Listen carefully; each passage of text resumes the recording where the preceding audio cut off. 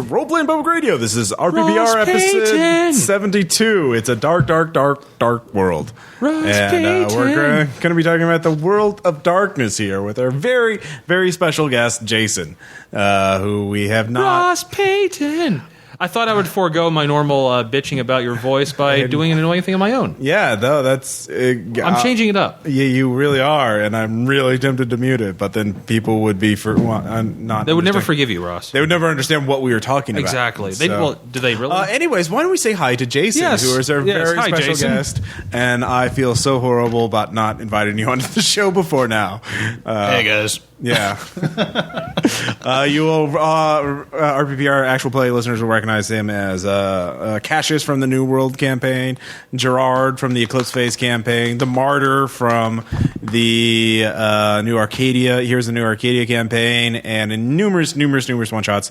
And he's been with us since, even before I started recording these games. So Since the Nyarlathotep days. Yeah, exactly. Way back then. Yeah, exactly. When Ross was in the bad apartment that It's the bad flooded place. and flooded smelled twice, actually. nasty from the flooding. That was So what awesome. district are you from? Yes. Dude, I'm District 2. You know this. Yes, you're one of the careers. I see. Exactly. I see how it is. Come on. In this episode, we're going to be talking, and of course, we also have Aaron here, who is just tagging along. Hello. I didn't invite him, but he showed up with Woodchuck. So I show up because, I want to and I must annoy. So yeah. So we'll let Aaron in there instead of making him stand in the corner, which was the original plan. And because I always, have problems playing with him, in games. So I thought that it would be appropriate that we would be working together. This will be fun. And he brought beer. Yes.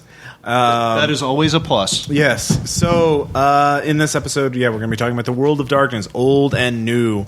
This is a little more broad than the other episodes we've been doing. Instead of focusing on a single system, we've been focusing on a whole family of games. That have spanned 2 decades now. But we'll try to do our best to sort of describe this episode focused for people who aren't familiar with them, if you're a veteran of the world of darkness, if you know all about it, we're not going to go over anything really that earth shattering or mind breaking. So many dots will be filled in. Yeah, but we'll be trying to give you some shed some light on a very dark world. Yeah. You missed a dark, dude. I missed a dark. There's 4 darks. Yes. Read a book, you lepton. It was a movie, wasn't it? It was a movie first, or was there even a novel? Yeah. I need to read a book too. Yeah, we all need to read. Speaking of reading, speaking of things, let's have some news first. RPPR video is underway. We've already posted our first video. I'll put a YouTube link in there so you can take a look at it if you haven't already. And we're going to be posting more as we go. Because we have camera. We have camera, so we're going to be using it. So we're working on doing the... occasionally we even have access to actors better than us. Yes, exactly. So we'll be doing a lot of stuff. Of course, when Gen Con comes around, we'll be shooting a lot of footage. And speaking of shooting a lot of footage, I'm actually... there is going to be a slight change in schedule. You won't be able to notice it that much, but I'm going to China this month, and I'll be back for a few weeks, and I'll be back in May, of course, but the episode will be a little later. I'm going to China to see my brother, who is teaching political science there. Ross, you little turd. And he has a free couch that I can sleep on, so I'm like, hey, can I use your frequent flyer miles? And they're like, okay, sure. And so I will be... Can I basically mooch off you? Yeah, exactly. So what else is family for? So I'll be bringing the camera, though. I'll be shooting a lot of footage there and blogging about it on slangdesign.com itself. So if you want to see what I see in China, go take a look at that. Go to the old North Korean border. Yeah, I'll post more links as I get closer to the actual... you need to get right there, Ross. If I were to take one more step, I could be arrested and thrown into a secret prison. I don't know if we'll be able to get to North Korea. We're going to be very busy. Or not North Korea itself. We might be able to go to the border of China and North Korea. And That's what I meant, Ross. Yeah, As you stand there, take one step this way, and... There's a bridge, and there's guys with guns on that bridge. And I'm not going to get anywhere near the guys with guns. I will be... away from the bridge. I will be looking at the bridge that then goes... Will you wave to the guys with the guns? No, because they have guns, and I don't want to be a target, I don't know what they think. I don't want to be the one who accidentally, starts World War III by pissing off a guard. Yeah, and let's face it, Ross, you are not hot enough for Bill Clinton to go drag your ass out of North Korea. So. Oh, with the political humor. Old political humor here playing the Robin of the group. Like Adam Scott Glancy would come for you. Well, yeah, of course. I mean, he would totally win. Yes, he would. Speaking of Scott Glancy, he's doing a Kickstarter right now. If you're listening to this for the next 18 days, for the newest book in Pagan Publishing, Bumps of the Night, a series, a collection of Call of Cthulhu scenarios that does not use the Call of Cthulhu mythos. Instead, they're just actual monsters from folklore, mythology. There's some really fucked up mythologies in the world, and there's John Crow, the writer and artist, created some really fucked up scenarios based on that. So if you want to get your own book of it, it's available. It's already successful. It's raised over $10,000. He was only asking for $2,500 to get the book printed, but there's 2 slots left for if you pay $300 or more, you can have Scott Glancy run 12 hours of Call of Cthulhu for your group over Skype. So you want that? Yeah. If you're a big fan of the actual plays. In fact, I just posted a big 6-hour actual play of him running Divine Fire. My scenario. Yeah, actually. Did you listen to it or did I haven't listened to it yet? Yeah, I haven't listened to it yet, but it's got a lot of comments. I mean, no, there's a lot of feedback. A lot of people really digging Scott Glancy's interpretation of Tom's character, and I totally want to give him a full report on it. Yeah. Over something. So okay, so we'll have to arrange that at some point. And then, of course, there's another Kickstarter from Arc Dream called "The Sense of the Sleight of Hand Man," which is a Call of Cthulhu campaign based in the Dreamlands, but this is a very dark, twisted Dreamlands, not the redheaded stepchild of the Cthulhu mythos as it normally is. This is by Delta Green co-author Dennis Detweiler, and I've seen some of the first material, and he's wanting $5,500. So we can't go riding through the Dreamlands or on a zebra with talking cats. I don't know. The player characters are all opium addicts in 1925 New York. They get sucked into the Dreamlands by dark magic and have to escape, to not die. So that's how it starts, So I don't think we're getting... Snake Plissken could escape from there. Well, I'm sure he could, but he wouldn't be riding a zebra. Next, speaking of Arc Dream, I am going to be the community manager for Arc Dream, trying to set up some demo teams if you want to do demos of the game, get free product and credit, and talking to people on the social medias, on the internets, and that kind of thing. So I'm, a huge sellout. Oh my God. So Ross makes things plural that don't need to be plural. I know. That's how hip and cool I am. And then finally, Caleb is going to be doing his own Kickstarter coming up based on his Bryson Springs and Lover in the Ice and 2 other scenarios which have not been shown yet on the Actual Play podcast, the Red Tower and I forgot what the mountain climbing one's called. It's pretty horrible though. Horrible things happen in it. So I think Aaron knows. I believe that's the Fall Without End.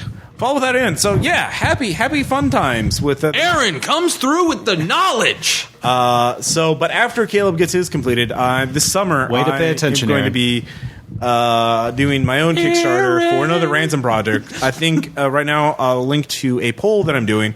The 2 contenders right now are the Heroes of New Arcadia as a campaign book, kind of like I did with the New World, and then the Haster Carcosa material, the Night Floors, Night Hotel kind of material that I've been, I like running fucked up horror scenarios that are surreal. Yeah. It needs to be, it needs to be New Arcadia. Well, you can vote. Have you voted? Yeah, I voted, Ross. Okay, well, then everyone... I spoke my mind. Well, then the other people can speak their mind. So, and the listeners, it's what the listeners want. Listen to Tom. Well, have you voted, Jason? I would like... Yeah, Jason's shaking his head no. Oh, wait, you Ross, are the worst person. Hey, Ross, yeah. I would like it very clear that he just said that people should listen to me. Yeah. I will never forget But we just established that. he is the worst person for not voting himself. He can't even... Yeah, all right. So now he's going to vote. All right. There we go. All right. There's internet everywhere. You can vote anywhere, Ross. I know. I'll be doing stuff like that. So, well, I'll probably do both of them, but which one will be done first? And yeah, so that takes care of the news. So let's get down to brass tacks, or the wooden stakes. Let's get down to brass tacks here. Yeah, I know. How much for the egg? Yeah. So, The World of Darkness is, just to be brief, a whole family of games created by White Wolf to cover their sort of gothic punk horror games. They started in the early 90s with Vampire the Masquerade and 1991. And in 1999, 2000, they did The Time of Judgment, which ended what they call the old World of Darkness, and then they started what they called the new World of Darkness. Y2K. Remember that? Yeah. Yes. Yeah, nothing ever happened. Yeah. So something happened. Ravenous got bombed. Okay, so why don't we talk a little bit about the history of that? So in the early 90s, there was Vampire the Masquerade, and it was, it was when Anne Rice was the definitive vampire author, not Stephanie Meyer. So fuck you, Stephanie Meyer. Yeah. So you will never be forgiven. It was in the first edition, it was very much a game of personal horror. You were a vampire as a horrible monster, but as I think we all kind of agree, this kind of changed over time. Also, I just kind of bring up, for a brief time in the 90s, Vampire was the game that kind of took the place as the Demon Seed for people who are railing against RPGs or because of a bunch of people doing stupid things during Mind's Eye Theater stuff and whatnot. Yeah, the Mind's Eye Theater is the Vampire LARP, of course. Live action role playing. That's actually a good point. Actually, fun fact in Springfield, people that the whole Mind's Eye Theater group on the square helped keep crime down on the square. Yeah, I've mentioned this on the show before, but in brief, the vampire LARPers scared the homeless and drug dealers away from the town square. Let's let you know the quality of criminals we have. So the police actually liked the LARPers. So, but in the early 90s, shortly after Vampire came out, there was a moral panic about it, just as Dungeons and Dragons caused a moral panic in that. Yeah. I need to be clear. I wasn't playing this at the time. Yeah, well, I didn't start until high school. Right. By then, it was like second or edition or third edition. I mean, they went through several editions. So, third edition came out about the time of Judgment. Okay, just before that. Okay. Second edition was probably whenever I was in high school, which would have been around 95, I would think. 91 was definitely first ed, I think. Yeah. And then just a few years later, it was definitely second ed. Yeah. Actually, the first book I got was the second edition werewolf book that had the cover had like 3 claw marks on it that went through the cover. Yeah. So we have it starts out as this game very much influenced by the sort of Anne Rice school of vampires, and then movies like Near Dark, and that kind of making them not the cliche Dracula, Bela Lugosi thing. I think Werewolf owed a lot to the movie Wolfen, if anyone's ever seen that. So first there's Vampire, and then Werewolf was the second one to come out, I believe. And that was really... Actually, I think Wraith came out first. I don't know. Well, you can look it up, but basically in the 90s, it came out a whole family of games based around several game lines, based around classic iconic monsters. First you had vampires, then you had werewolves, then you had ghosts, which was Wraith, the Oblivion, and then of course all kinds of subgenres for the various other creatures. Like first it was just werewolves, then that came out a whole series of were-creatures. Right. The Splat books, we'll get into Splat. I think you were meaning the changing breeds there. Yeah, changing. Well, the Splat or the Beta, as they were called in the books. As the game lines continued on, basically, White Wolf kept releasing a book a month, basically, and several books a month usually, and each game line saw sort of like a whole series of books that kept expanding the universe. Now, the thing is that the major differences between the old World of Darkness, I think, and the new world is what they call the meta plot. And by the meta plot is the plot between game lines and game books. Like, an individual game could have a plot like, oh, this is a game about doing this, and these are the important NPCs, blah, blah, blah, blah, blah. But in the meta plot, they're talking about, oh, these characters from this book go over and fuck over these people in this book, and it led to such notable NPCs as the Abomination, Samuel Haight, Skinnerheight, who was a werewolf turned vampire. No, he was actually a werewolf kinfolk that wanted to be a werewolf, so he did it by using dark magic and the skins of werewolves he slew. Yeah, he was a werewolf, but he also became a vampire, didn't he? He was actually, as I understand, his final fate was to be in the Wraith underworld. No, he actually became an actual abomination. He wasn't just a werewolf; he was a vampire too, and he also gained magic too. He was like ridiculous, and he wound up as that because the game developers were like, "Oh my god, he's so fucking retarded. Let's just kill him." As I believe he actually finally ended up in the Wraith underworld as an ashtray. Right. Is what I believe he ended up as. So you have all these game lines, and they keep extending and expanding, the 90s. Yeah, the 90s. So you have all these game lines, too. So aside from the big three, which are Vampire, Werewolf, Mage, you also have the minor lines, which are... Changeling. Well, there's Changeling, Wraith, there's also Orpheus, there's also Mummy, there's also Kindreds of the East, there's also Hunter the Reckoning... Kindred of the East and the Henga Yokai. And then, of course, you have the Changing Breeds. And each of these, even the main games, have so many supplements that you have basically minor game lines out of them, like Vampire Dark Ages. And then, I think before you got to Orpheus, you had Demon the Fallen, you had Hunter the Reckoning, and a lot of those things come out, too. Mummy, I remember being one of the last ones because they were so god-awful overpowered. Yeah. So were the demons, but... Really? I don't remember demons being overpowered. Now let's say, actually, I really love some of those other books. Like, actually, one of my favorites was Wraith: The Great War. Right. Which basically Wraith in World War I. Right. Adam Scott Glancy, take notice of that. Right. I'm sure he's aware of it. I'm sure he is. So you have this huge amount of material, and each of these, builds up this very rich, very, very complex universe, and it's all sort of presented, this is the way things are. There's one definitive... I mean, there are exceptions, like, there's like 5 Baba Yagas, and there's like 5... Well, yeah, it's very disjointed. I mean, like, you've got each one of these systems having their own rich world, and then, like, as you said, the metaplot tries to drive them all together, and, eventually you get the times of judgment and all that stuff. Well, I think that's what caused the time of judgment, is that the game line was so expansive, the game library was so huge, so expansive, that no one could really get into it anymore. You had to have been there for years in order to have any sense of like what was new, what was going on. And so they decided to wipe the slate clean, have the time of judgment, and then do the new World of Darkness. Because by the end of when I got some of the third ed books, and Tom, when our friend Sean used to introduce me into that initially, there were specific warnings in the book saying you can add things in from vampire or werewolf, but you're in for a shitstorm of information that you're going to have to cross-reference to, and it will muck up your gameplay. Yeah. So I found that to be interesting when I first got the books. Yeah, no, there's just a huge amount. So now we have the new World of Darkness, which takes a very different approach, which I call the sort of toolkit approach that Wild Talents and Monsters and Other Childish Things and other games like that do, which is like, here are the rules for playing vampires, here are the core concepts. Like, there are clans for vampires. We'll get into clans in a little bit.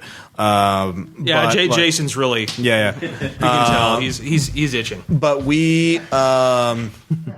instead of saying that this is the one truth, that there are these, there are very important NPCs, and here's what they're doing, and here's how the world progresses, they just kind of say, here's how you can run a game like this. Here's how you can run a game like this. You can run games where vampires are very powerful, or they're very weak, or that they're scientific experiments, or that they're descended from Cain, from the Bible. The old World of Darkness, the pantheon just got really overly thick. Right. Where basically, yes, there exists the triumvirate of the Worm, the Weaver, and the Wild.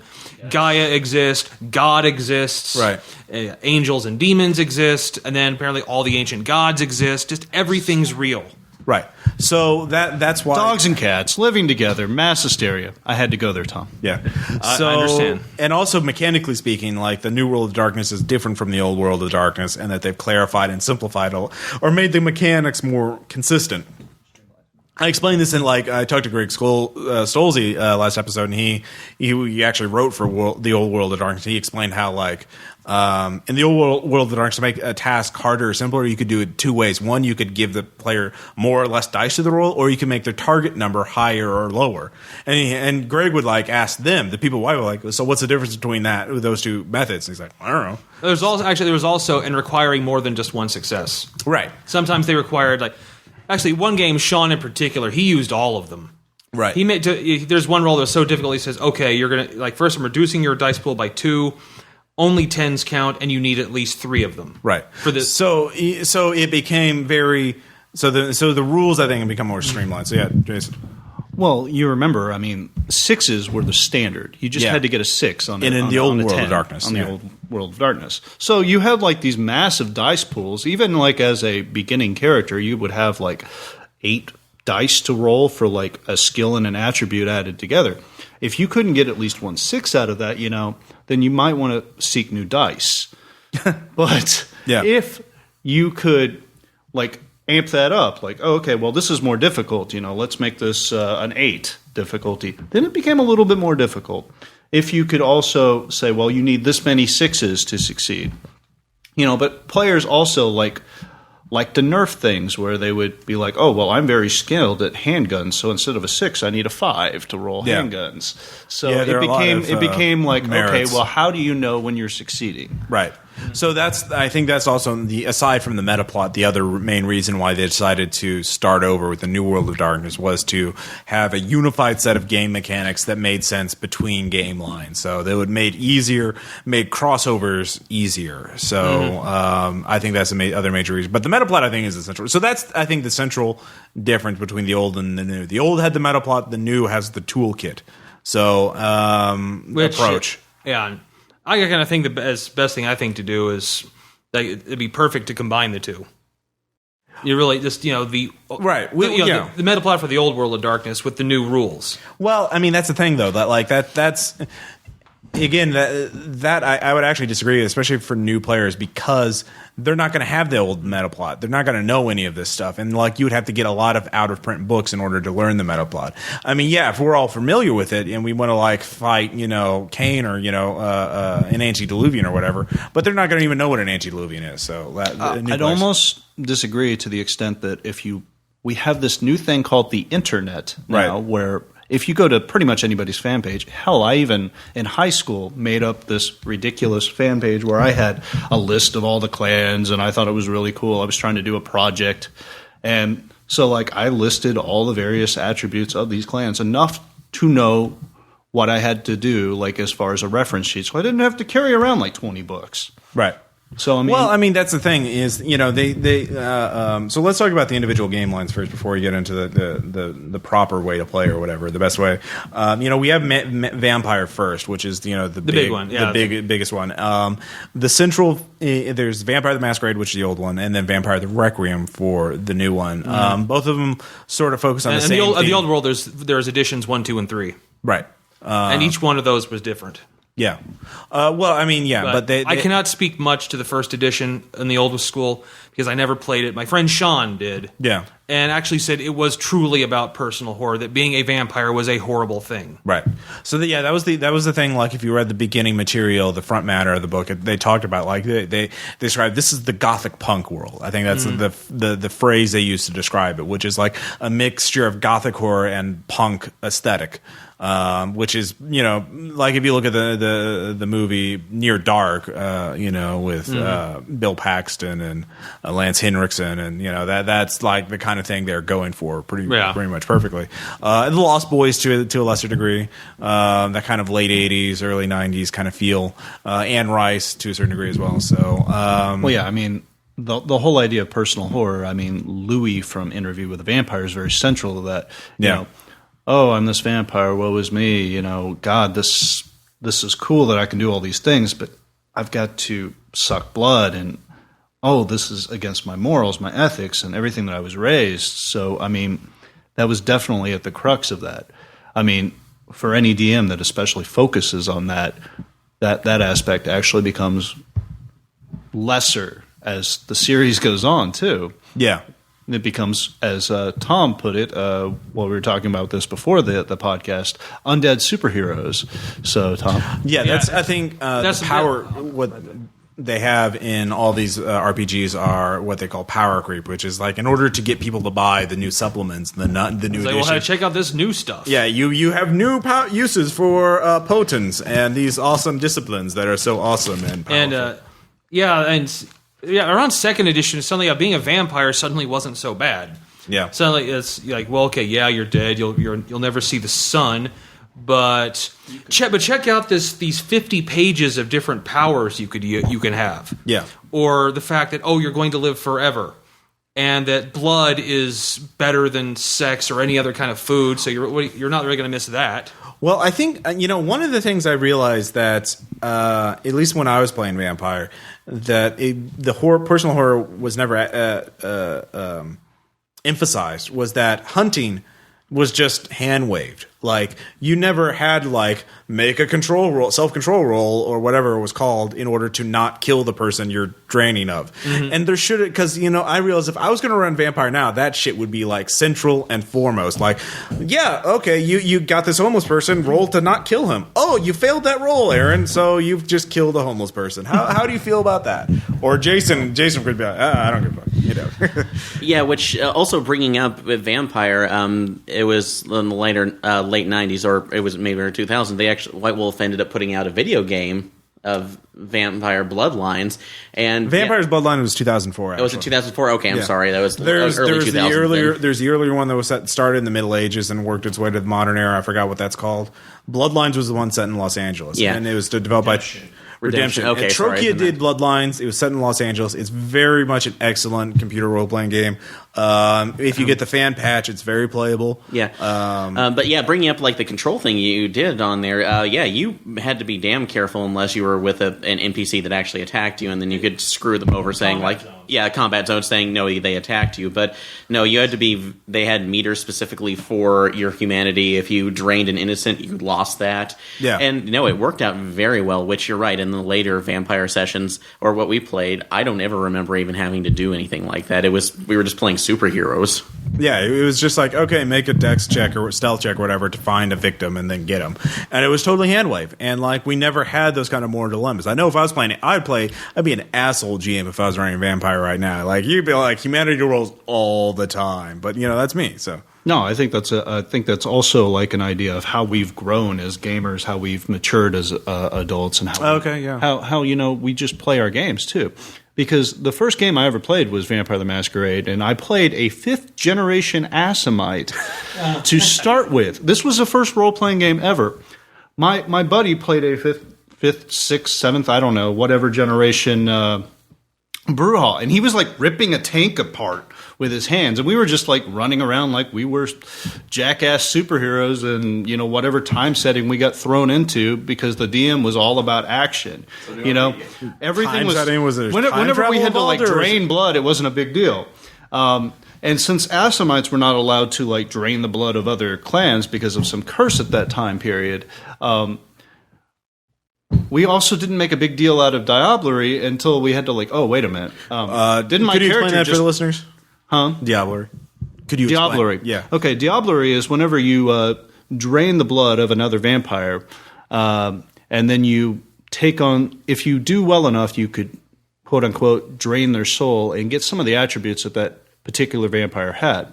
For instance, when I first ran across this, I was playing the Assamite, and I had no idea. I just rolled up a character, played it, and I drained some guy that was being a dick to us, so I drained him and I got some of his abilities. And we had to hand wave it later and say, oh, he was an Assamite too, because otherwise I would have died due to a curse.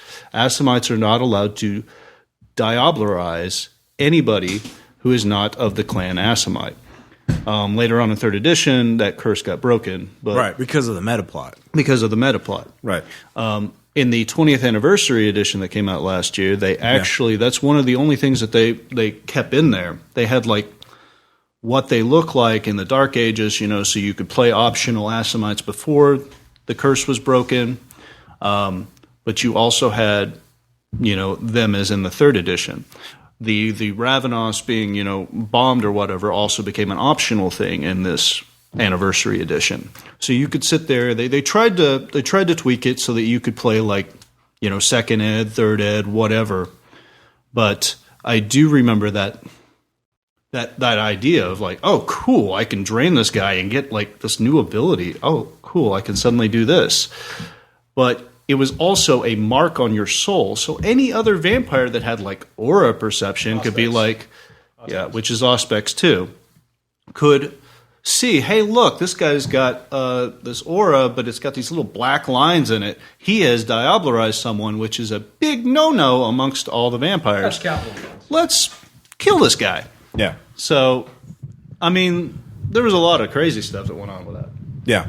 I mean, that kind of explains in that one thing about the curse. It sort of kind of summarizes the meta plot in one sort of thing. Like this is like that was the central trait to the clan was that they had this, and that changed from one edition of the game to the other.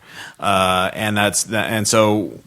You know, in the toolkit approach, they would say like, "Oh, well, here's how this clan is set up. They have this. They would present rules if you wanted to break it or not." So yeah, yeah, it's really, but they really emphasized that in the first edition. Yeah, second edition, that was still kind of there, right? But by third edition, no one cared, right? You know, hunting. Like the only thing they did on hunting was here's basically some rolls you can do to find someone and then get them away from out of sight and then feed on them without anyone seeing them. But it's basically, oh yeah, you drink blood, and that's how you stay alive. Yeah. What if you kill them? No, they're dead. All right, and really, yeah. Third edition particularly was undead superheroes. Right. That's all it was. Because again, at this point, like I think the third edition took a lot of materials that had been only printed in the source books, the splat books, and then incorporated in there, like some of those, like the Assamites, you know, and their disciplines, and so there was an expanded range of powers that the starting characters had access to. As we said, you know, Assamite had that as their personal particular clan deficiency. The Venture had one that was you had to select some kind of prey. It was a prey exclusion. And that actually made more sense on the whole. Is like if you're trying to retain your humanity, well, wouldn't you focus on like, oh, well, I'm going to be Morbius from the Marvel Universe, and I'm going to go in to drain the blood of criminals. Yeah, that would make more sense. You know, because otherwise you're just a full-fledged monster just running around like draining blood of people. And, you know, you should be losing humanity. You should be dropping each time you go around just, hey, willy-nilly, I'm going to go drain this kid over here. Pfft, big deal, just throw him in the dumpster. Right. So yeah, that kind of again sort of gives you an idea of like how the old World of Darkness changed from beginning to end, and this is not something that would happen in the new World of Darkness. But let's talk a little more about the other game lines. I believe Werewolf came next. Yeah, Werewolf. Well, even if it didn't come next, it's Werewolf is certainly the second most popular. Yeah, it's the one I started. Game line. It's the one I started with after Vampire. Well, I mean, the big three are Vampire, Werewolf, well, it's Mage. Not the first game I started with. It's the first White Wolf game I ever started. Okay, so much so that I actually bought the second edition Werewolf book. Still have it. And that they were basically supernatural eco warriors. Right. Essentially, they were all about saving the earth and the environment. Right. The old world. Well, you're talking about the old World of Darkness. Old World of Darkness. They're basically save the, they were actually Indian, like shamanism, kind of Native American shamanism type stuff, and saving the environment. Right. And also, you could turn into a 9-foot-tall, whirling, furry dervish machine. Yeah, I think a historical context is important in this case because this is obviously started coming up about the mid '90s, and this is sort of the heyday of environmentalism, pop culture, which is this is also the same time Captain Planet was on the TV. This is also the same time Fern Gully came out. Fun fact, actually, in the the opening story of the second edition book, it's essentially about introducing a new werewolf. Yeah. And he sat down, and when they're explaining to this guy what they're all about, he says, so basically I just go around here doing Captain Planet type stuff. Yeah. They actually mentioned that. He said, yes, essentially.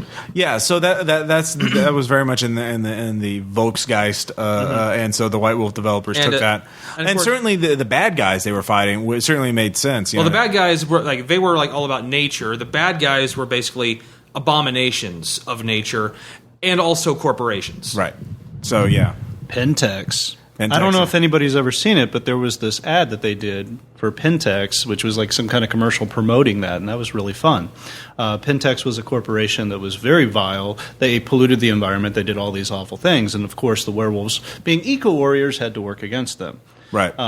You also had like the Fomori, a lot of these things were... The Fomori were the evil mutant foot soldiers. Bane possessed. Evil spirit-possessed humans that had twisted deformities and powers. But the thing was, as Tom mentioned earlier, with Gaia running around as Mother Earth, they were very much looking to protect her. But you also had the three triad kind of like idea of the worm, the weaver, and the wild. The wild being, the creative aspects of the world, the worm being the destructive, and then the weaver being sort of the one that weaved it all together. Right. Actually, it's more, I kind of more interpret it as the wild is just pure, uncontrolled change. That's all it was. The wild, and the weaver was pure, pure controlled order. And then the worm was supposed to be entropy, which essentially kind of balanced it out. And the whole point of the game was, at one point, it was actually the weaver that went insane. Yeah. And actually, I found this one, the weaver's just as dangerous as the worm. Right. And that really represents human civilization. Right. So they're fighting against entropy and order. Right. Well, too much order and your universe destroyed, your civilization falls inward, it implodes. Right. So that kind of. I think that also kind of explains some, also showcases kind of what the meta plot was about. Is that wasn't that the aspect that the weaver was the real bad guy, or just as bad as the worm, wasn't really emphasized in the main book, and you had to get all these splat books to find out. Oh, this is the way it really is. This is the real truth about this setting, and that's something I know. Like for me, you buy a game and then you find out. Oh, you're not playing. You don't really know what's going on. You have to get this book. You have to find this out. Otherwise, everything you're doing is you're just puppets to us, So it's that kind of feeling of being manipulated that I know turned off some people to the old meta plot. But yeah, and actually, although we haven't gotten into it yet, Mage ended up settling into that as well. But they called it the metaphysic trinity, and it was going with dynamicism.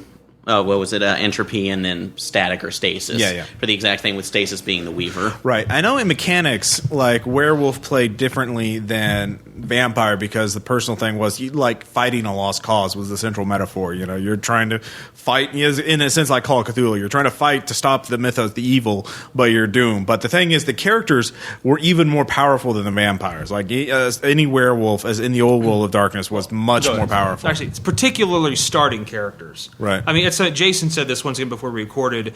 A starting werewolf could annihilate a starting vampire. But you start getting the other direction, like an elder werewolf versus an elder vampire, the elder vampire is going to kick his ass.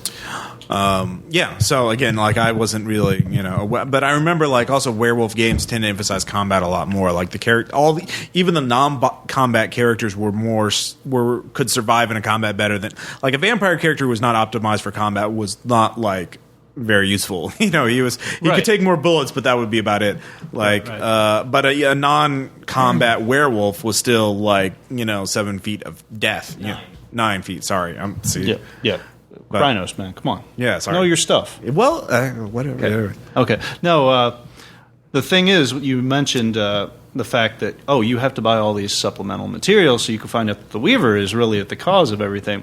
Yes, I understand that frustrated a bunch of people, but, you got to understand, the marketing ploy. Oh, look, you got to buy all these books. I think that was, central to it.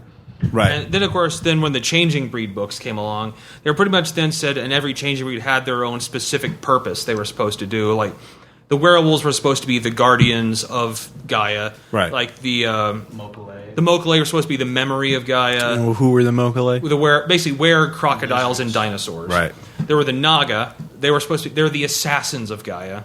And they were snakes. Yes, snakes. Yes. Then there were the Nuisha, which were the coyotes, which their purpose was to make the other changing breeds laugh. That's basically their purpose. Right. Yeah. The Rokia, were-sharks, their point was just to keep the oceans safe. Okay, well, this explains the old World of Darkness. I know none of us have played or what is the new one, Forsaken? I have the Forsaken book. I've just never got a chance to play it. Okay, have you read it though? Yeah, I've read it. All right, so what is the main thing? Well, about that? I know it's very spiritual. It's been years since I've read it, but. Right.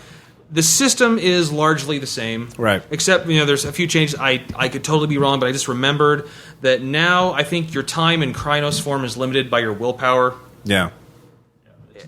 Yeah. So your character's not as powerful. Well, I mean, what's the game about though? Like, I remember that it's not the environmentalism is like gone. I think it's about being guardians of between the real and the spirit world. Like essentially, yeah, fighting evil spirits. Basically, acting as the balance between the magical world and the real world. So I think that is the central metaphor of the new world. And again, because there's a toolkit, the approach. There's no central overall. In the old world, you were guarding against the Umbra of the spirit world. Yeah. You were trying to keep those bad spirits in. You were also like the conduit. You could travel between the two realms, between the spirit realm and this. With the new one, even though I haven't played it, hint, hint, Ross, Tom, somebody run this game. I'd love to try to play Forsaken at some point. But the idea was that the emphasis on the word Forsaken, the werewolves that you're playing in this are the ones that are kind of like the cast-offs, I think. The purebloods they look down on you. They're the ones that are holding the true way or something like that. There's a lot of strife between the two, but you're usually playing the Forsaken, which are the ones that I think abandon their post or something. I'm not 100% on this because I really haven't read the book, but Tom, you have. It's been 2002 when I read it. Right. So, but that's the main idea of it, and so they've released a lot of material about that. Yeah, they are a lot less powerful. There are still changing breeds in the New World of Darkness. Like they have were-elephants and other creatures. So there's a whole book about that. I mean, I'll say the starting characters are far less powerful. Yeah, and I think that kind of works because when you can start a game and have the ability to become a war form, a Hulk war form kind of thing. Why would you not ever use that? Right. Especially when most humans will forget that they saw you do that. Right. Because they're actually that was another central element, the delirium. The idea is that basically if you see a werewolf, you forget. It's because werewolves culled human populations back in the old world, far in the past, and even though they stopped doing that, humans on a subconscious level still remember that. It drives them a little insane. Yeah. But essentially, it's whatever the human's willpower is determines what they would react with. One was described as just catatonic fear. You just curl into a ball and whimper. Right. Where 10 was no reaction whatsoever. Right. That was kind of actually my favorite. And actually, I love in the 3rd edition werewolf book, it actually listed the percentage of the human population that would have certain willpowers. Yeah. It was 0.5% would have willpower of 10. Yeah. Who would see the Krynos war form oh shit, look at that. Right. I remember you made a character that was pretty much a human with that, and then a ridiculous amount of resources to buy all the guns you wanted. So, Actually, the first like a brigadier general. Yeah, actually, he was a kinfolk, but he still had willpower of 10. Right. And and I'll say this too, Hunter. Hunter actually came up with the background I was looking for, that which is Arsenal. Right. So we'll get into this. Of course, so that kind of describes the second major game line. We really didn't go into Vampire the Requiem. We touched a little bit on Forsaken. Vampire the Requiem. So let's retcon a little bit. Let's back up a little bit. Fair enough. The difference between we discussed a lot of the differences. One of the biggest differences that I really liked, other than of course, overall with the New World of Darkness and being the dice rolls, was that in the new Vampire, you didn't have to necessarily run around with your clan. You had this thing called your covens, right? Which also gave you other kinds of attributes. They were the people that accepted you into the fold, right? You got different disciplines, you got different abilities, and so on and so forth. And these affiliations were also, central to your character. With the old World of Darkness, we had the metaplat of Cain being the first, Adam and Eve, Cain, killing his brother, so he was cursed by God. In the new World of Darkness, you had multiple scenarios where different clans or different affiliations claimed that this guy was the first. So you had Longinus or Longinus or however you want to pronounce it, the guy who speared Christ in the side being the first, being cursed, or you had Dracula being the first with the Order of the Dracul.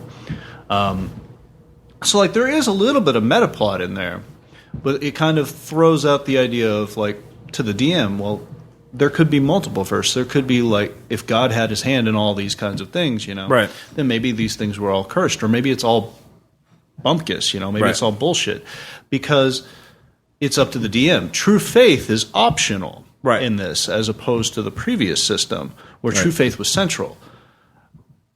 Me personally, I preferred the True Faith aspect because I found that always interesting, seeing what you could do with True Faith, especially when we talking about Hunter, which we'll get into at some point here. And True Faith being, of course, the rules that allowed a human who truly believed in God to repel a vampire with a crucifix or whatever. Or sometimes, or if high enough, just their presence. Right. So the holy man rule, basically. So like you didn't need a crucifix.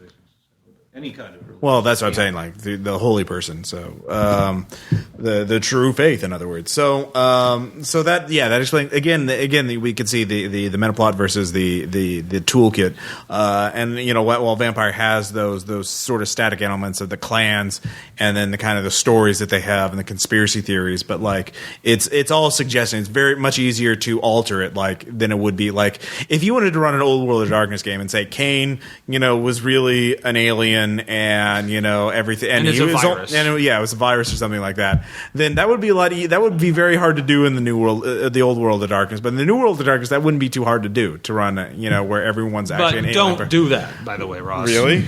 I don't know. I suppose you could. Haven't you seen Life Force? Life Force was pretty baller. If you're going with like the Mormon religion as like the one true religion, then you could definitely do as Cain as like some alien because God lives on some planet. Exactly. Yeah. Right. So okay. So and by the way, yes, I saw Life Force. Like vampire aliens take over London. I remember the movie. Yeah, I know. Patrick Stewart's in it, so it was pretty great. Anyways. So then, of course, the third game is Mage. In the old World of Darkness, that was very much like... it's essentially about altering reality. Well, it's very much based on Grant Morrison's The Invisibles. Neil Gaiman's The Sandman, and Mystery Theater, and then the idea of basically a group of sorcerers, underdog sorcerers, fighting against a hegemonic institute. So, because where you're talking about the other ones, like Vampire was the down and dirty. That's like gothic vampires, existential dread. Yeah. The werewolf was the eco-terrorist. I always stoic, stoic underdogs fighting a lost cause. Yeah, I always kind of viewed Mage as challengers of the unknown, as basically trying to create it's like that interesting future. So the first Matrix movie. Yeah. Oh no. What do you mean? Why wouldn't it? The first Matrix movie. If you wanted to do virtual adepts, that would exactly. That's what I'm saying. I get that. Like also the metaphor of like awakening the masses versus the Men in Black. Literally. Yeah. So that's basically that's what I was going to say. It's about altering reality, but who gets to control how it's altered? Right. Essentially, there's the technocracy, which is things must be we must have order, we must have control in this. And now that I'm a lot more familiar with Grant Morrison comics, I can really see how they ripped off Grant Morrison for this stuff. Mm-hmm. Like his work from the '90s, like The Invisibles, and Hellblazer. It's Hellblazer and The Invisibles. Let's face it. It's Hellblazer and The Invisibles. Mm-hmm. So, but I've also actually found Vampire was the hardest one to play and run. Well, let's focus on Mage for a second because I am talking about Mage. Oh, okay. But I meant Mage was the hardest. I thought you said Vampire. I meant Mage was the hardest. Oh, okay, that makes Mage more was sense. the hardest to play or run. Yeah, because with the spheres, there's literally. If you have enough spheres, what you can do is limited only by your imagination. Well, okay, so explaining spheres, basically each character had the same kind of thing where they had point dots, 1 to 5 in various, every game line in various superpowers. And vampires are called disciplines, and werewolf was gifts, and this one it was spheres. Now the thing is, in Vampire, the disciplines were very limited. Like potence was super strength, fortitude was super endurance, blah blah blah. Obfuscate was vanishing from right. But in Mage, it was like there were 9 categories or 10 spheres of magic, like entropy or life, matter, prime. So and the idea is you could alter anything you wanted in those categories. If you had enough dots in the sphere. Example, if you had life of 5, you could completely alter life to your whim. Or give someone cancer by looking at them. Well, you can actually do that on a lower level. But at 5, you could that person no, you need to be a dragon. Yeah. But of course, it was also about what held your powers. What was the limits on your power? Right. Which in Mage was paradox. Right. It still is in the new world. So. It's just if you do shit like that, differently. if you do magic in front of mundane people, it starts to build up and cost you. Right, I think so. Well, wasn't it the idea of like you're altering the world so dramatically? The world's going to strike. Well, it's going to strike back. Well, the central thing in Mage is consensual reality. Reality is what everyone thinks it is, and that's why the technocracy tries to control everyone through propaganda, and then the Mage tries to do that through their own version of propaganda. So because going with the meta plot on that, the backstory of at least the old world was that magic was prevalent in the old age until somewhere along the Renaissance, where the Age of Reason started to come into focus, right. And then that was the beginnings of the technocracy, where it's like you have the mages or the traditions trying to force for like personal evolution into a next version of humanity, versus the technocracy trying to create a static reality that is safe for everybody but lacks the wonders that the traditions are trying to introduce to the public. Right. So which is always, I thought, was an interesting thing. But with the gameplay mechanic, as Tom was bringing up, I actually really hated the whole paradox issue, or at least it was always confusing how to implement it directly, because where I liked it to be, where Tom and I have done it, is that if you do it just overt magic in front of people, then you're going to call the technocracy on you. But in the books, they've almost described it as if you're bending reality too much, well, a lightning bolt's going to come down on you, or you'll grow old, or you get knocked into some paradox realm where you're born over and over and over again. Some weird-ass shit. Yeah. Well, the idea, again, it was a limiting factor. Like vampires, their limiting factor was their amount of blood and their humanity. Vampires was the amount of rage and gnosis they had in order to fuel their gifts. Well, sorry, werewolf, sorry. And then the paradox was the sort of way to keep mages from being too powerful. It was a sort of a limiting game mechanic. But now, of course, then we have the new world of darkness. So, did you want to talk? No. Okay. I just wanted to know: has anybody played Mage of the Awakening? I've read it. I've read. I don't know anything. I've never even looked at the books. I have. The basic idea is it goes into into a pulp angle where it really goes into the myth of Atlantis and the idea that there's this ideal civilization. With Atlantis is kind of a metaphor for this superhuman civilization with magic, and then of course everything gets fucked up. And basically the way it is that there is no technocracy. They have what they call the seers of the throne, and these are basically people that worship the godlike old mages, the Atlanteans, or the remnants of the Atlanteans, who want to control reality for their own ends. And they don't even know who these people on the throne are, or these godlike wizards are, the first ones to ascend to ultimate power. But they worship it, and they control reality, and they try and kill all the other mages. So it's the same basic mechanic: oppressive conspiracy, trying to eradicate all the reality deviants. But there's no Men in Black, there's no technocracy. It's the seers of the throne. It's very much more conspiratorial and very, very ominous, and they operate in a much more paranoid or it's like I said, I've only read the book. I haven't read the entire book. I've read sections of it and summaries of it, and it's very much more oriented towards sort of, again, like this pulp urban fantasy thing where shit gets really weird really quickly, and sort of new urban horror where you have these invisible conspiracies of people that just show up and kill people and disappear, and what the fuck's going on? So it's a very interesting setting, but the spheres are still there. The basic mechanics are still the same, and they're still very powerful. So it's more like a urban fantasy kind of thing than anything else, or magical realism. Well, not realism, but you get the idea.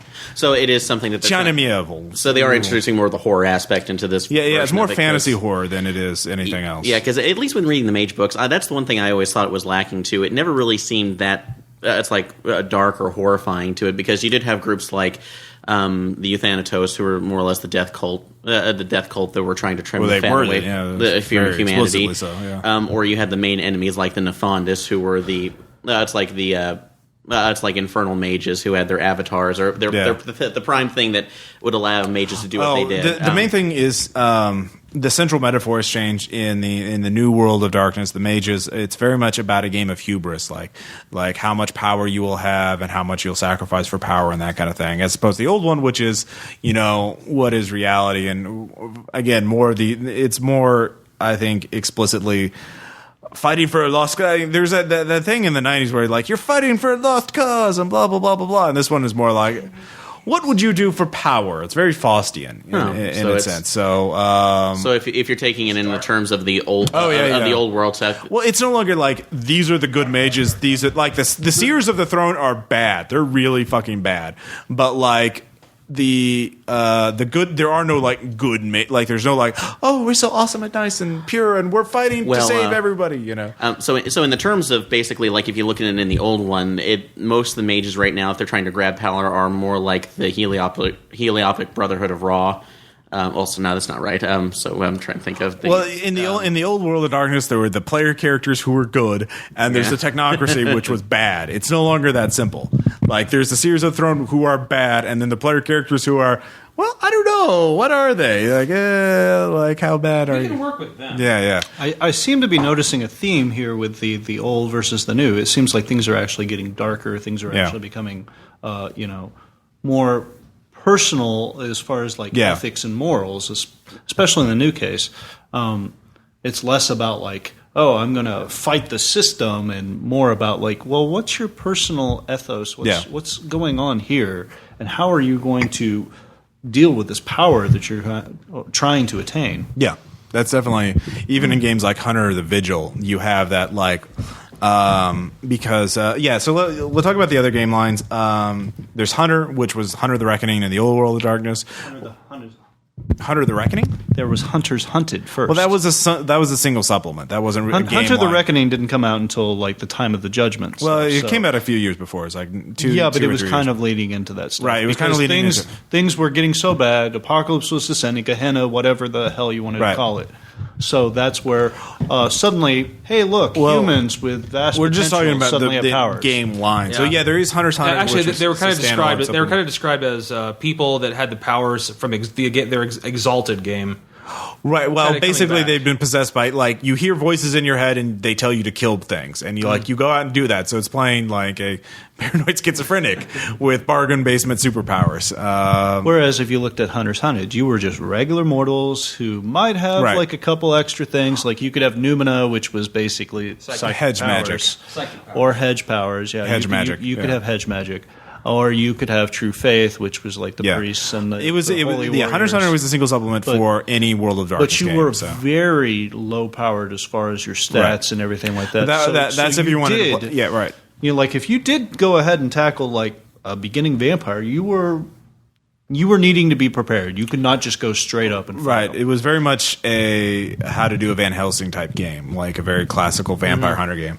But that was a single game. So there was Hunter the Reckoning. Now it became Hunter the Vigil. Hunter the Vigil is again a very toolkit thing where you can do everything from that very low end, like even down to Fright Night level, like we got to kill one vampire, to say Blade or like a Torchwood or something like that. Vampires?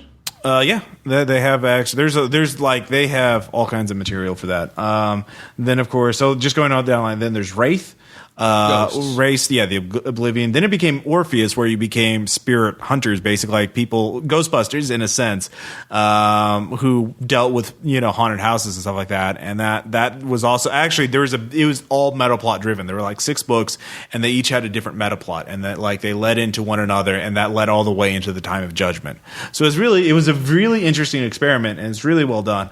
And now in the New World of Darkness, they have Geist, where it's a game I'm not super familiar with either. It's you play a person who has died and come back to life because you've been possessed by a spirit, and the spirit grants you basically enter into a symbiotic relationship where you get superpowers basically, and you have to go help them deal with their business, and of course deal with evil spirits. And in Geist, I've heard that Geist characters are, if anything, overpowered. Like they're even more powerful than mages. They're certainly, I've heard they're ridiculously powerful. Then we have Promethean, it wasn't in the which was in the New World of Darkness, but not in the Old World of Darkness. That's where you're playing a Frankenstein, an artificial person, a golem. The closest you could get to that was like a gargoyle or something that was created by. But they were vampires still. The gargoyles were vampires. And in Promethean, it's very interesting because it's very much about being a lone, tortured being that literally poisons and pollutes everything around them. So it's like, if you want to play a Frankenstein that's being eternally chased by mobs of people, then we have Changeling, which... Yes. I got to play one game of that in the old World of Darkness. Yeah, Changeling to Dreaming. Yeah, and I did not care for it. Right. Because that really is, basically, you live off of imagination. And what's it about, Tom? What's the specifics? Once again, I played one game. You actually play a fae. Well, it was pretty much fairy tales made like real. Playing fairies. Like you could be a red cap, or you could be a Cid, or a dark Cid, or I don't know if you could be a dark Cid. But the idea was like you lived off. I forgot what the energy was called, but it was basically dreams, creativity, and that kind of thing. And then the thing you fought were the forces of banality, which destroyed those. So again, it's very much a Neil Gaiman kind of thing. But in that, you definitely you play a fae. Yeah. You are a fairy. Right. Which is, and it was okay, but the new one, oh my, I love the new World of Darkness. Changeling. The Lost. That's it. Yes. This is one like, well, you are actually a changeling, a person kidnapped by the Fae, and often replaced with a fake version of you. Right. And you are basically taken to the realm of the Fae, and the true Fae, and tortured, basically. Right. Abused and imprisoned for years, centuries even. Right. And that you, through all of it, you become part Fae and are no longer human. Entirely human. Entirely. And then you manage to escape one day. Right. And then you come back to the world and you find out you're part ice or part fire or part, dead person or whatever. And so once again, darker and I mean really dark, because you're playing a post-traumatic stress disorder character there. You've been tortured for like a year or years or centuries. You're still terrified of being rediscovered by the true Fae. Like you're afraid that they'll find you again. So you spend the game fucking hiding from. And the Fae are really... The true Fae are ridiculously powerful. Oh yeah. They're godlike. Yeah. And they're very alien. They're almost like it's better to think of them as like minor great old ones from the Cthulhu mythos than as, They're really fucking bizarre and evil. Yeah, because by our standards. Yeah, because you were mentioning that in comparison to the old and to the old Changeling. Yeah, everything was, as you said, it was very Neil Gaiman. It's very pastel. It's beautiful but sad. Yeah. And the fact that the world is fading and there's almost nothing you can do to stop it. Right. Stop it versus this one, which is just rather fucking evil and scary. Yeah. And as you're a torture victim hiding out from your abuser. Oh yeah, it's just in this case your abuser. Yeah. Is a.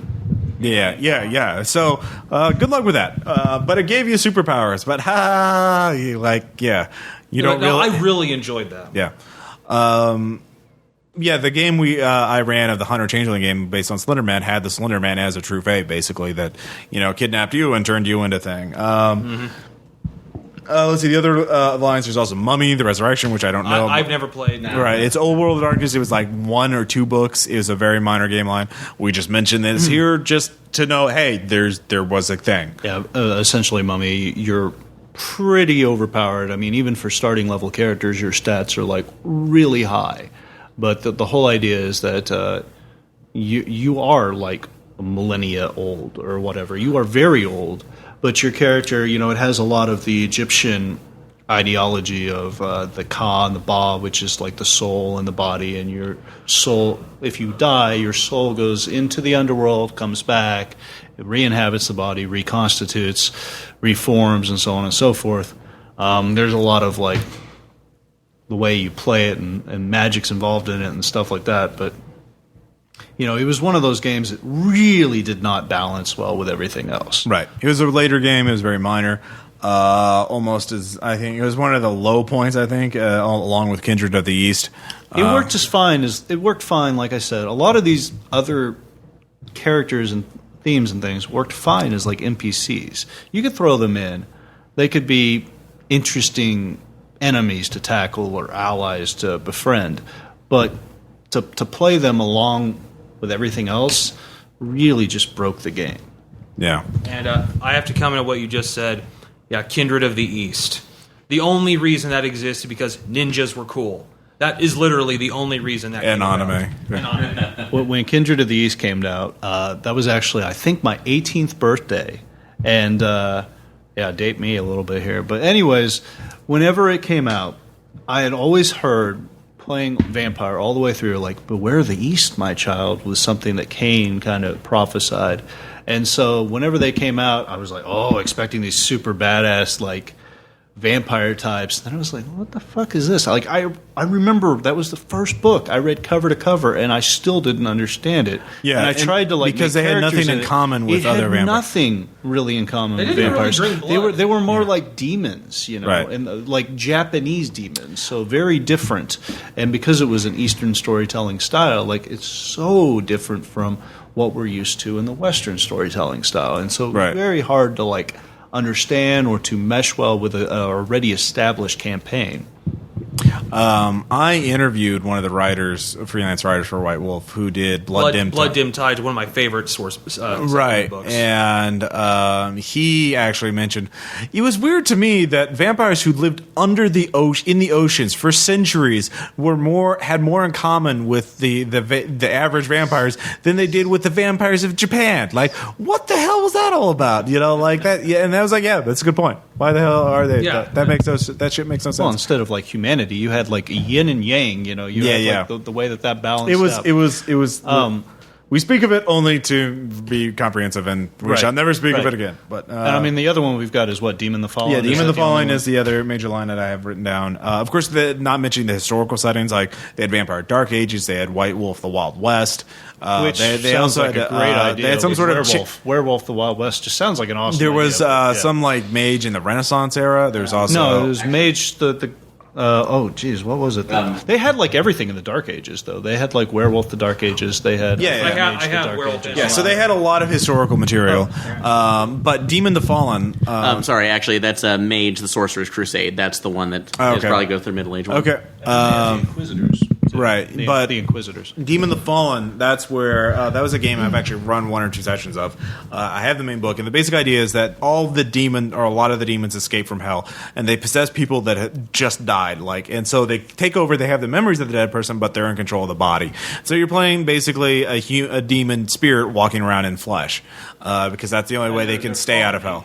Yeah, they're fallen angels. So the idea is, do you try and redeem yourself, or do you just like, fuck it, I'm back demon. on Earth? Yeah. I was like, are you going to be just a fallen angel, or are you going to be like, fuck it, I'm a demon? Yeah. And of course, they all had different groups, and they had different aspects. And the thing I really liked were the Earthbound, which were... You actually did an Earthbound game. Yeah. This is when like you're not an angel anymore. Yeah. The Earthbound were like ridiculously powerful, minor not godlike, but super powerful. And they actually had the source book where you could stat them out and like run them like character. The thing was that they had to be in stationary form. So you were like a big bad boss guy, and you had to use your minions to do shit. And it was really cool. But that was a minor game line, and there's no equivalent now. So. Mummy and Demon had no equivalent in the new system, at least not. They've streamlined a lot of stuff. But there was something else that came out that was D20, Monty Cook's World of Darkness, that kind of incorporated a lot of these things. I remember Brian trying to run those games, and I do remember like some specific things like. Like, it works great if you just want to buy one book so you can run all these various factions, if that's really what you want to do. But things are very different. The meta plot is insane. Like, it's got essentially something called the Incanu, which the equivalent of the old ones that have drilled a hole into reality. While some humans have kind of awoken to that aspect and have this spiritual energy that are holding them back, preventing the old ones from fully establishing themselves here. But that part of the world where they bore through has become like just completely chaotic. The humans that have awoken have this own class called Awakened, and you have certain abilities that are exceeding humans. You also have vampires, werewolves, demons, and I think that's the bulk of it. Right. It was. I don't think they even released supplements for it. There was just it was just the one, and I don't think it was popular enough. No. It was just a one-off. There is that as an option for anybody that wants to try and sample these kinds of things. So that kind of gives you, the listener out there, a sample of like what kind of game lines are out there. There are also, of course, a lot of stuff for the new World of Darkness, like they have World of Darkness Innocence for playing children. They also, Second Sight for playing mortals with psychic powers or unusual powers. They have a good number of source books for trying different types of vampires or werewolves or whatever. But so we've talked a little bit about play styles and how it tend to be more super heroic rather than horrific. Ross, I wouldn't mention this before we go into anything else.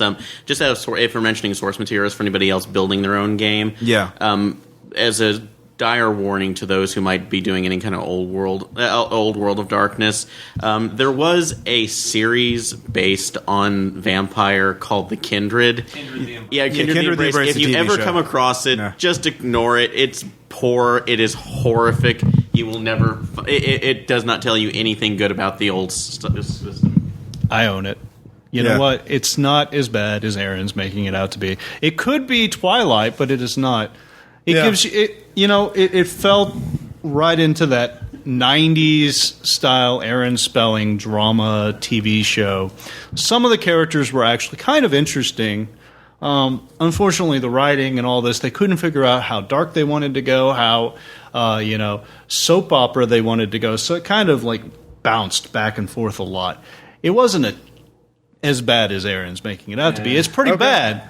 It's pretty bad. You listeners should go out and decide for yourself. We'll put the link up to it. And actually, there's one more source book I got to give a mention to. Okay. I mentioned before, but Project Twilight. Right. Which is essentially it's old world darkness. It's government agents. Yeah. Not the secret government conspiracy, but FBI X-Files type stuff. It's a really good source book. And actually, the adventure they have in the book, the St. Clair Contract, is a really good adventure. Okay. For old world darkness. Yeah, I mean, honestly, I think what they took a lot of that material and they actually should read more of Hunter the Vigil because all of that is now in Hunter the Vigil. You can do it's structured so you can do it as a government task force, and it's now Project Valkyrie or Task Force Valkyrie or whatever. And because again, that emphasizes the thing is Hunter the Vigil can be everything from very low level Fright Night level to say mid level where you're Project Twilight / government agents to very high level kind of pulp thing where you have holy artifacts and you're fucking Devil May Cry running around blowing up vampires with magic shotguns or whatever. So so Tom mentioned earlier that both systems can kind of work together. Yeah. As a game master if you want to.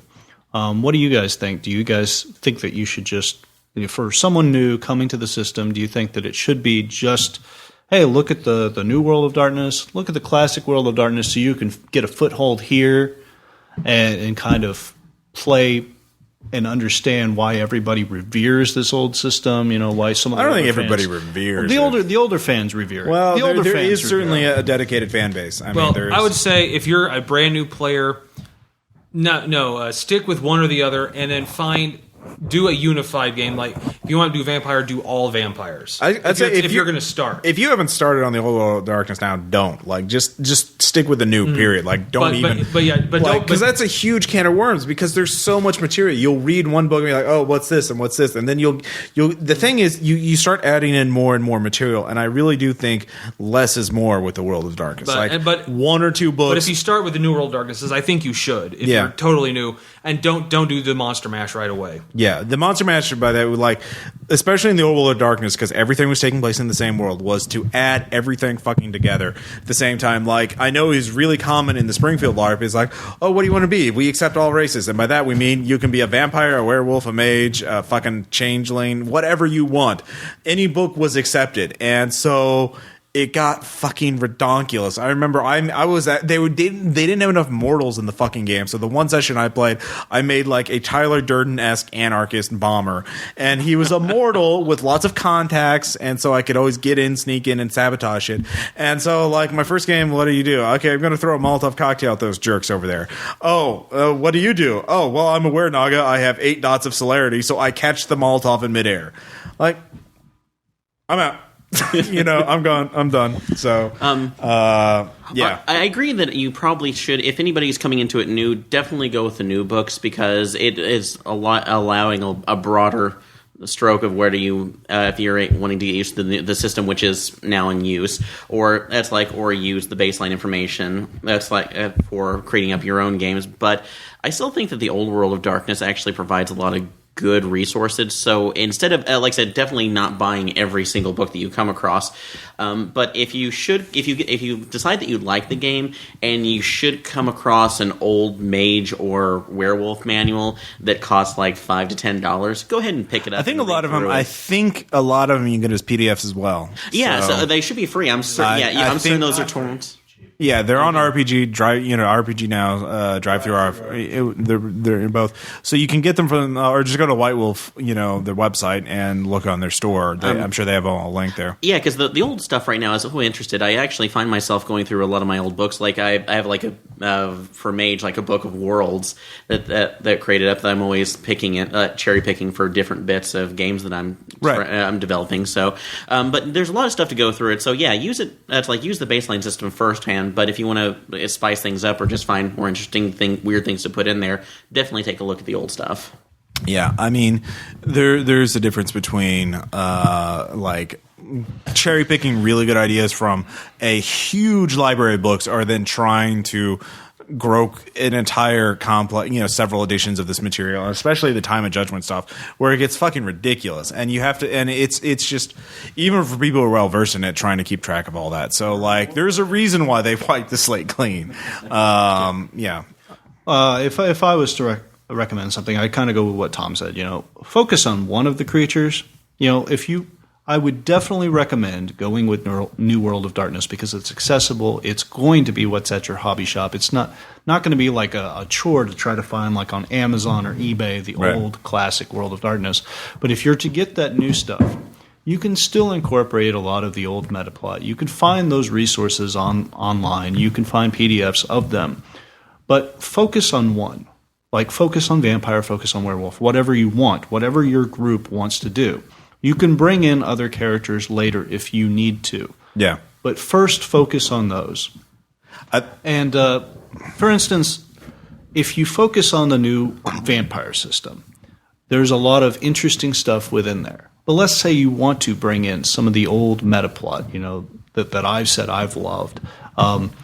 It doesn't matter. Cain could be the first. Cain could be the first, and this Longinus and all this other stuff could be just secondary. Or it could be something else. You can make it however you want as a DM. But the political and the social aspect should be the big thing. How do these covens work together? How do they not work together? How do the clans in the old system, if that's what you want to go with, work together? How do they not? There's the Camarilla, which is the standard group that rule over how vampires function in our society. Then there's the Sabbat, the Black Hand, that kind of underhands, changes things. Then there's the Incarnu and that system, which is like the secret society hidden underneath it all, and like they all are warring factions. And the thing to focus on, especially in Vampire, is the political turmoil, the way that things function, the way that you have to interact and be diplomatic with each other. But if you're running like a Mind's Eye Theater, you're going to be getting a gambit of a lot of these things. One of my favorite aspects of a Mind's Eye Theater game was I was like, I don't want to play a vampire. I don't want to play a friggin' werewolf. You know what? Nobody is playing a mortal. Why is nobody playing a mortal? Well, because mortals get their ass handed to them. So I decided to play a dirty cop that helped coyote people across the state lines to feed vampires. And the DM of this group was like, wow, that's super dark. Holy shit. And, of course, me and my buddy played Smith & Wesson. That was the name of our cops. We were really having fun with that. But, I mean, there's all kinds of shit you can do with that. I think the key, no matter what, definitely the new world for the mechanics, and if you want to mine the depths of the old World of Darkness for ideas, that certainly just don't get lost down there, because there's so much out there. But I think the key, more than any other type of horror game, is expectations of the group, and that's something you really Jason hit on that. Like, do you want to do a personal horror game where like politics isn't very important, or do you want to do like Machiavellian political intrigue, like in the New World of Darkness, there's a whole book on like doing city politics and controlling neighborhoods and shit like that. But if everyone just wants like, I'm a guy who's turned by a vampire by mistake, and I'm just trying to redeem myself to my family, try to protect them. Yeah, something. If you want to do some sort of personal quest or whatever, and you don't want to do that, or you want to do more like a Silent Hill, like horror, like I'm a vampire who's haunted by the people he's killed accidentally, like something like that, or like a vampire investigator, like. Then you don't want the political intrigue. You don't want to add in all that shit. So you really have to make sure you're only adding in the ingredients your players are going to want. Like if you want action, that's fine. There's whole supplements for military shit like Dogs of War, and there's all kinds of shit like to add stunting and like all this other stuff. But if you don't want that, then don't put it in there. So it's just kind of a matter because that's the mistake here is if you add too many, like you can always. If you add in, once you add something in, it's really hard to take it out. So like it's the extra ingredient that's going to ruin everything. It's like cooking, you can't just throw everything in a pot together and hope it'll taste good. Your house will explode. Yeah, exactly. That's what it hasn't happened yet, but you never know. Wait for it. Yeah. So any other last topics about discussion about the World of Darkness? Yeah. Aaron has a few words. No, this is just a correction. When I said Heliopic Brotherhood of Ra, I actually meant Order of Hermes. I just wanted to correct myself on that before somebody. How did you get those two? I know, isn't that first one from Hellboy? Yeah, well, it apparently was a real organization. Yeah, I think Hellboy used it too. But yeah, Hellboy. Yeah, it was just like the first thing that popped in my mind. But I actually meant Order of Hermes. I am sorry. Wow, that was a pretty impressive error. So my last get Blood Dim Tides. Because they have stuff for everything in there. For oceans, for the oceans, but for every one of the games. For the old World of Darkness. Yes. Definitely, yeah. So, yeah, okay. Well, next up we have a letter from Tom, and we have shout-outs, and an anecdote that is vampire-related. Well, not vampire, but horror. Now, that is a question that normally gets more nays than an equestrian orgy. But does anyone really know why certain things become cliches? Ironically, things become cliches by at one point being cool and memorable. The cringe-worthy parodies of bullet time that came from The Matrix, where bullet time was one of the most jaw-dropping awesome things ever. Or how about the cliche of the sudden dramatic close-up of a character's face during a dramatic moment? We grow now, but at one point it was a great tool in filmmaking. But this letter is about one cliche in particular, and the reason will be obvious later. The cliche I'm talking about is, it was all a dream. Everyone who has even a modicum of knowledge about culture knows about this cliche. It's when a character suddenly awakens at a dramatic moment, revealing that all of the events of the story were nothing more than a dream. There are many examples of this cliche. One famous example is The Wizard of Oz. I'm going to focus on the movie, as I am not a big reader of very old books. But remember the movie? After going through the Technicolor smorgasbord that was Oz, the professor apparently suffers a minor stroke and can't figure out how to make a hot air balloon go down. As she sits there, Dorothy looks screwed. Then the Good Witch shows up after getting Dorothy to do the dirty work of taking out her sister. Then the Good Witch does some non-magic, causing Dorothy to wake up. She wakens in her bed, realizing the whole fucking thing was a dream. What a kick to the vagina. I hope you enjoyed your romp through the bright and colorful dreamscape. Now get back to your drab, dark reality and get to work repairing the tornado damage. And then get back to milking cows. Oh, and that old lady is still coming back for your dog. The bullet time cliche is a fairly new one. It only came in 1999. The dream cliche is very old, and most of the time it adds nothing but crap. Only a few times has it worked. The Twilight Zone is one of those times. The episode Midnight Sun is an example where it works. The Earth is hurtling towards the sun, and the heat is rising. At the climax, the protagonist wakes up, revealing it to be a dream. In reality, the Earth is moving away from the sun, and everyone is freezing to death. Or in the 1968 Tales from the Crypt, it didn't work out so well. A man wakes up from a car accident thinking it was a minor wreck. Then he realizes he died and is a zombie. Then he wakes up still in the car. It was a dream. Then the accident happens again. These are just a couple of times when it worked or just barely failed. Most of the time, it makes you sick. And now to the reason of the cliche hatred. Like many people, I have been thoroughly involved with Mass Effect 3.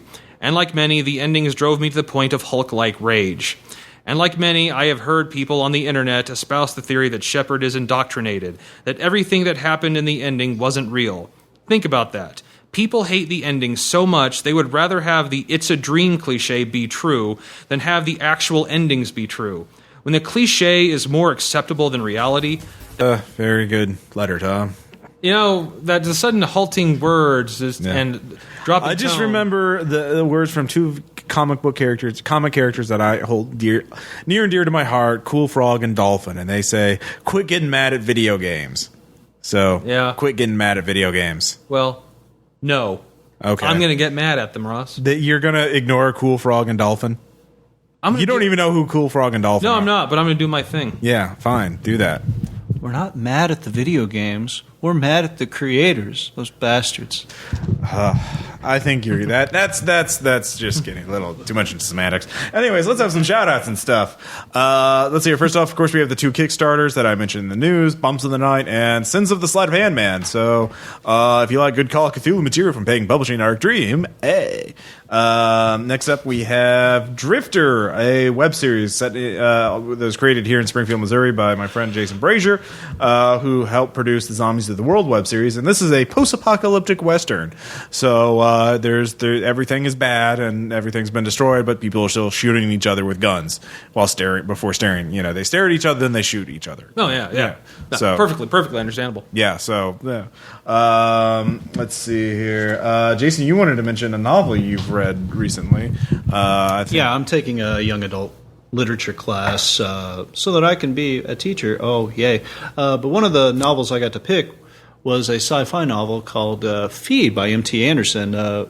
Very interesting kind of sci-fi novel that deals with children being born and having this microchip put into their head to where they can they have a constant feed. It's sort of like the news feed of Facebook constantly being streamlined. Google Reader in your brain. So not only was this was seen as like a great idea, like educational wise, like, oh, I've got the Encyclopedia Britannica at my fingertips, but instead it's become like a consumer outlet to where all various industries have bombarded children with these things, and so their language, their knowledge, everything has become like very detrimental. That they cannot focus very well. They're very ADD. This does not help the society, and it's a very interesting take on the things. It is kind of a difficult read because you have to read like you are talking like a teenager, and I'm not talking even like your Valley Girl talk. I'm talking way worse than that. Right. But it's a very, very interesting commentary on our society today. We all saw the Hunger Games recently. I'm not going to give a shout out to that because it doesn't need our help. But I do want to mention that you bring up something I did recently, that there's been this huge surge in the popularity of young adult fiction, particularly dystopian young adult fiction. And there's a writer of this fiction. I think he did one called The Uglies or something like that. Yeah. And he described the reason why it's so popular is because these students identify with these dystopian worlds because they live in our K through 12 educational system, which is basically a dystopian future if you really think about it. I mean, all the conformity of prison and none of the hope of escape until of an early release, until your 12-year sentence. Everyone's got the same sentence, and there's no early release. So that's just a little interesting aside. Aaron, did you have one, or I can't remember? Actually, I had two specifically, which are more just evocative of me being late to the game on certain great shows or games or whatnot. The first one is actually, I have to thank Ross for this, is watching Community. Yes. That's like, if those who are not familiar with it, which is probably... That's like not very probably likely. Not many. Most people are familiar with it. The wacky hijinks of the Spanish. It changes each season. Well, basically just the study group at Greendale Community College. So, which has a lot of just great things. The first episode I actually got to see, which if anybody just has a chance to see the zombie one, which I could only say Season 2. Yeah, I was looking there going, wow, they actually went there. That just impresses the hell out of me. Other than just being, there's also a Dungeons and Dragons episode, explicitly Dungeons and Dragons. Or being a Doctor Who fan, I've heard a lot about the Professor Space Time. I haven't. That's season 3. I haven't watched. I've only watched the first 2 seasons yet. It definitely me it's a fun show, and it's almost it's wavering on it. It's been renewed for now, but I want to make sure that there's 4 years so that they can at least finish 4 years. You can do things, please, NBC. So all right.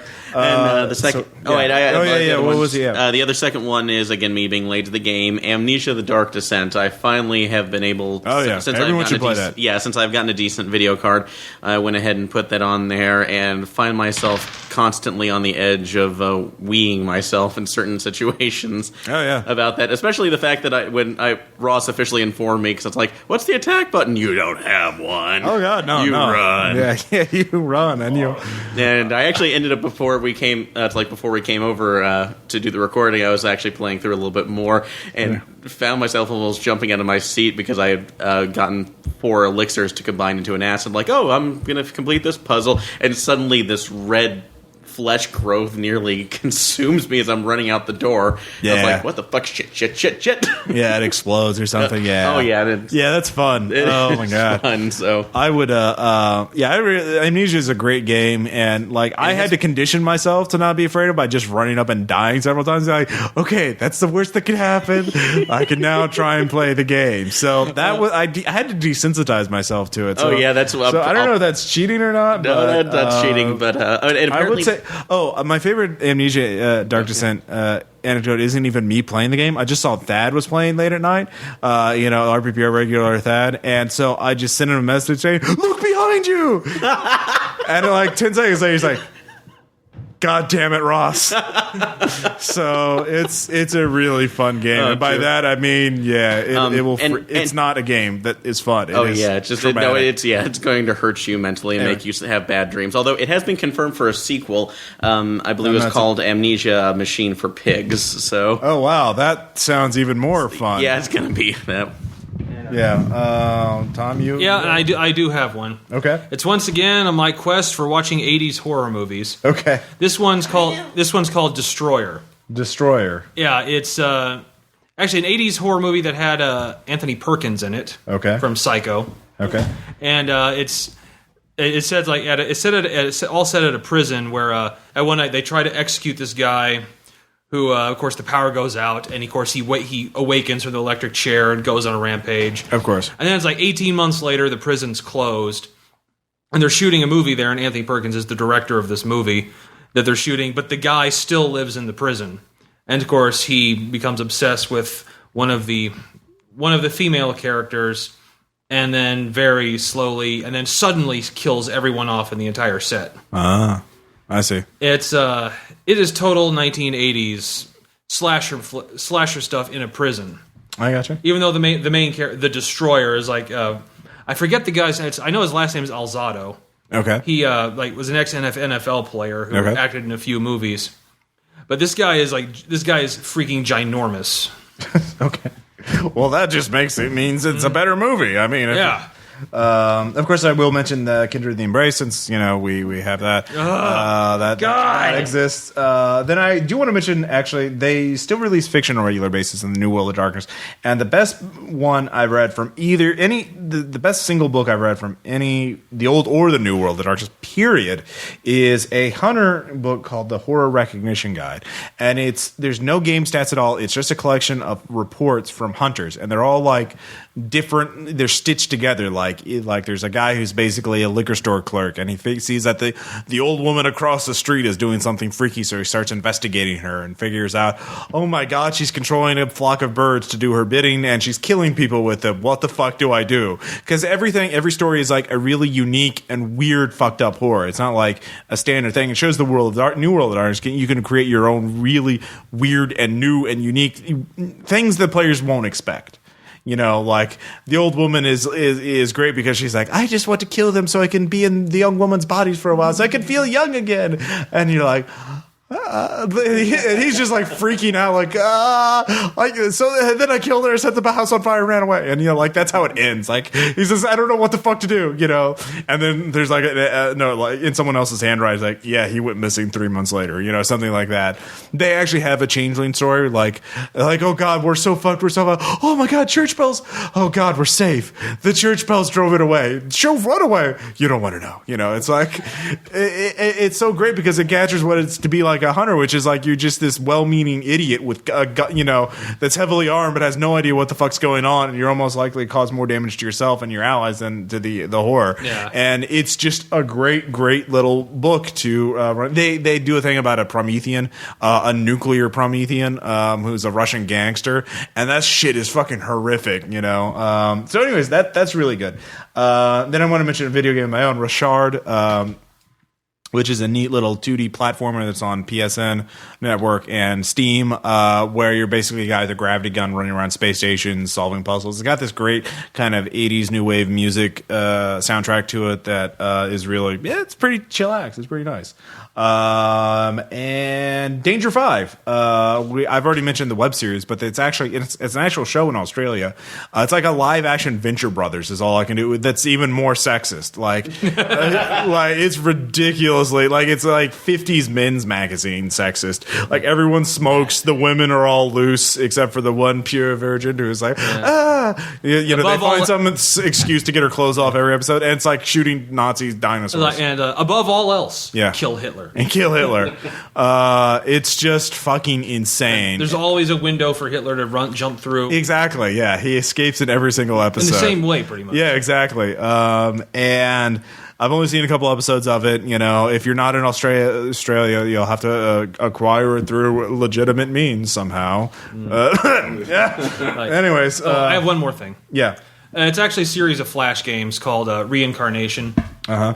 Kind of I think there's like 7 or 8 of them right now. Yeah. But essentially you're just playing it's like a point and click type adventure game. Uh-huh. You're playing a demon first, trying to first determine if a soul that was reincarnated from hell is sinning again. Mm-hmm. And then when you confirm he is, then figure out a way to accidentally kill him.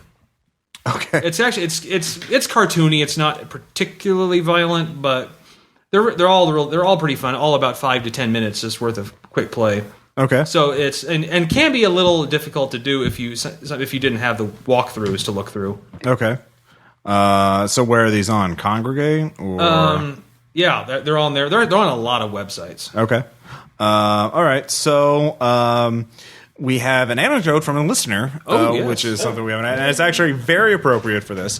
So this is from our... Set the scene for us, right? Yes, Scott. I don't know if he wants us to use his last name or not, so he's just Scott. And he begins, this may not be a really funny story, but I'll tell it like an anecdote and let you decide. It was the winter of 1984, and our group was playing Chill, an early horror-style RPG that dealt with classic monsters, legend, and film. I actually have a copy of Chill somewhere, and it's very much like Call of Cthulhu, but instead of the mythos, you kill vampires. And Jason. it's just 80s like kill monsters, yeah. So I remember the year because that's the copyright date on the adventure, which I still have. The 4 of us played the game to death long before we even figured out there was a horror genre in RPGs, even before we got involved with Call of Cthulhu. The adventure had the 4 of us, Tom the GM, or Chill Master for back in those days. It was vogue to give the referee a unique name that went along with the game.